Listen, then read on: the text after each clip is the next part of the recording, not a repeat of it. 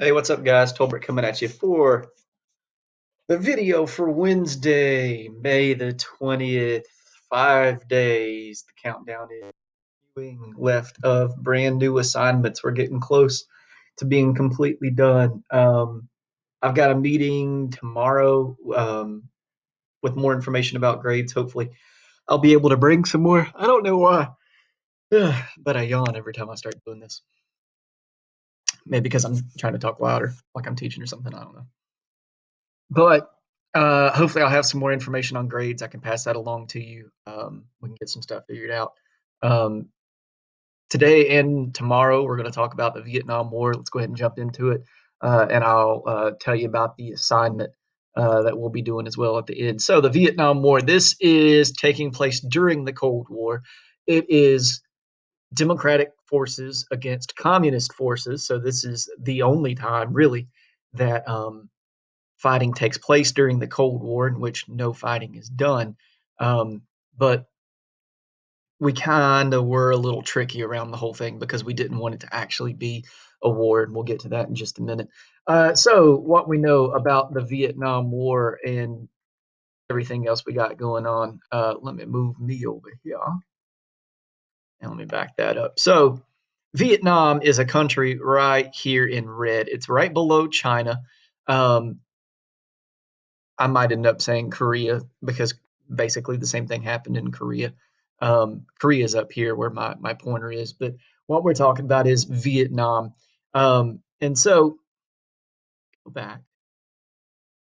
This guy right here is going to be kind of the one that starts it off. Vietnam was a colony of France.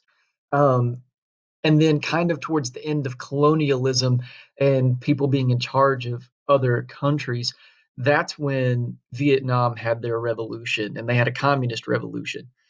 They broke out in a communist government, mainly because they wanted to get away from France, and because communism on paper is the most perfect form of government. Everybody's treated equal, nobody's poor. But the problem is, in actuality, people like Ho Chi Minh here, they take advantage of other people. And if you look, like, everything up here is Russia. They're already communist. And China has become communist at this point, and now Vietnam. So it looks as though that communism is spreading south. And we were really, really afraid that it was going to keep spreading. So the United States got involved in the Vietnam War early on, not by actually fighting, but by giving money. And why did we do that? Why would we pledge money? Because we wanted to stop the domino theory. Now, I don't know how to play dominoes, the game, with like the numbers and the math and everything. When I was a kid, I did have dominoes, and I would set them up and knock them over. It takes a long time to set them up. It takes a short amount of time for them to fall over. But for those of you that are unfamiliar, once you get the dominoes all lined up and zigzagged and everything else, you push the first one and it falls into the rest, and they all fall down. And the Soviet Union was the first communist country. China was the first one to fall to this domino theory. And if you look here, we can see that Korea has also fallen, that Vietnam, oh yeah, excuse me, is falling. And what we were afraid was that it was going to keep falling throughout um, Asia and ultimately end up in Europe. And that scared the ever living crap out of us, democracy people. So we wanted to stop that at every uh, given chance. And so in the beginning, it was by pledging money and lots of it. But the French got defeated pretty easily. And that's because of the nature in which Vietnam was kind of arranged. So what they did, guys, is they split Vietnam right into two. There was North Vietnam and South Vietnam. North Vietnam were the communists, and South Vietnam was the people that supported democracy. We, the United States, were in that group that said, hey, let's split them up. Gosh, can't stop yawning. So that it doesn't spread everywhere and we can kind of prevent it from going even further south. And so the North Vietnamese were the communists, and the South Vietnamese were the people that supported democracy. And so when we ended up, we being the United States, joining the war, we fought with the South Vietnamese fighting the North Vietnamese. That's pretty easy. That's understandable. You can see them in their military uniforms. It makes sense. Where the trickiness comes in is the Viet Cong. The Viet Cong were people that lived in South Vietnam that hated democracy and more importantly, the Democratic leader in South Korea, because he was not a nice guy. He killed a lot of people. We supported him just because he hated communism too, even though he was a really, truly evil guy. And so we were fighting the North Vietnamese while surrounded by Viet Cong, who were South Vietnamese people. They did not wear a military uniform, they wore regular clothing, but they fought guerrilla style warfare. What that means, guys, is they hid. They jumped out. You could go into a South Vietnamese village and there'd be a group of people and they'd welcome you. They'd make you dinner. You'd go in, you'd shake their hands, you'd sit down, you'd have a nice meal, and then you would go about your patrolling business. 2 weeks later, you would circle back to that same town. You would see the same people. They would greet you just the same. They would invite you in for dinner, and then all of a sudden, somebody's pulling out an AK-47 and mowing you down. And that was the scary, scary, scary thing. You couldn't trust anybody. And that's kind of the way in which war is fought today. You know, if you think about war on terror and us in the Middle East, it's the fourth yawn. We'll count how many I do. If you look at the way the war on terror is going, that the scary thing is that you don't always know who the enemy is because you're surrounded all the time.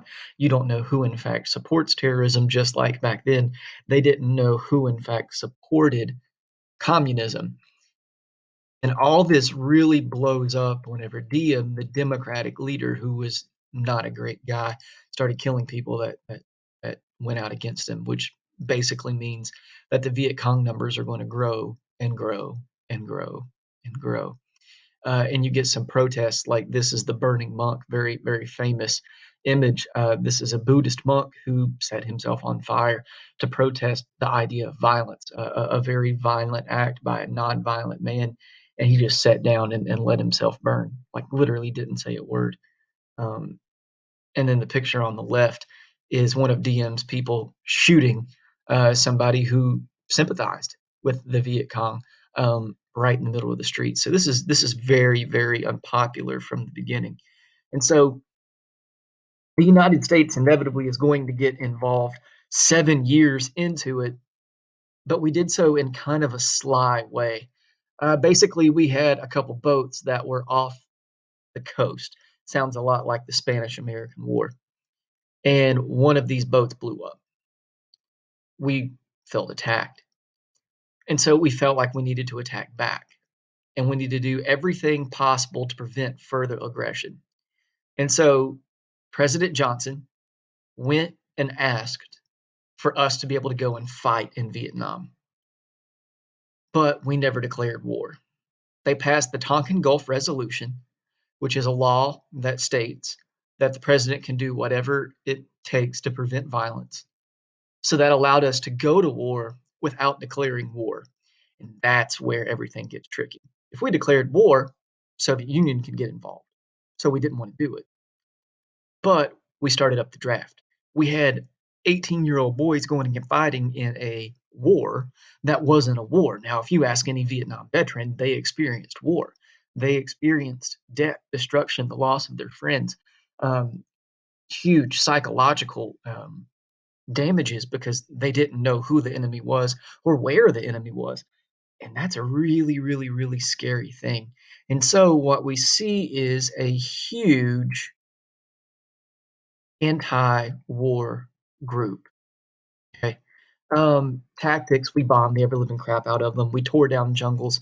We searched for the enemy in any way possible. We used stuff that would kill their crops and kill trees because the Vietnamese and the Viet Cong would hide in trees. And we thought, well, if we take down the trees, then they can't hide anywhere. And that kind of adds to it. That and the fact, ladies and gentlemen, that this is the first war in which we have cameras that can live stream. We had news reports every night that had live footage from the Vietnam War, and sometimes people would see their loved one, the young man and their family, whether that be their husband or brother or son or whoever, die live on television. There are reports of that happening. And so the anti-Vietnam movement was serious, very, very serious. Anti-protest was huge. We had hippies, we had people that would go out and peacefully and sometimes violently protest the war in Vietnam because they didn't think it was fair to send people over to a war to fight when it wasn't a war, when really the United States had no need to be over there anyway. We were only over there to stop the spread of communism, and that anti-war movement is where our assignment. Oops! Oh, please don't open Firefox. That was a mistake. Um, Brings us to. Let me scroll down here. What we're going to do, guys, is we're going to create an anti-war album, right? Basically, what we got to do is we got to find protest songs similar to the idea of revolution that we did back when we talked about the American Revolution. But what we're going to do is find songs that fought against the idea of war. I'm going to list a few of them here that you should listen to that you can maybe potentially use. I'll tell you what, I'll list 4 or 5 songs, and you can use 2 of them. A big one is Fortunate Son. This is about people who are wealthy enough that if you paid enough money, you could get out of having to go to war. That's by a band called CCR. There's a song called War that you've heard before. You don't know that you've heard it, but you've heard it, and that's by Edwin Starr. We've got What's Going On by Marvin Gaye. Very, very, very powerful song. I'm gonna jump forward to the '80s, and I'm gonna do "We're Not Gonna Take It"